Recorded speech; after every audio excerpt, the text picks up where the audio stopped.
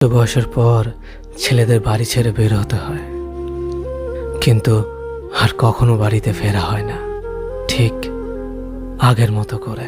School ছুটি হলে যেমনটা বাড়ি ফিরে আসতো, একটা নির্দিষ্ট বয়সের পর ছেলেদের জন্য পৃথিবীটা কঠিন হয়ে দাঁড়ায়। কেউ পাশে থাকে না তখন। পরিবার সে তো আগেই জানিয়ে দেয়, এখন নিজের পথ নিজে মাপো। একটা নির্দিষ্ট বয়সের পর বাবা মার আদর আর পায় না আগের মতো করে। ব্যবহারে বুঝিয়ে দেয় নিজের প্রয়োজন নিজে মেটাতে পারো না, আবার আদর চাও কেন। একটা নির্দিষ্ট বয়সের পর ছেলেরা ডিপ্রেশনে ভুগতে থাকে, আর হ্যাঁ, সেটা ক্যারিয়ারের জন্য। নয়তো যে পরিবার তাকে সন্তান স্বীকৃতি দিতে লজ্জা পায়।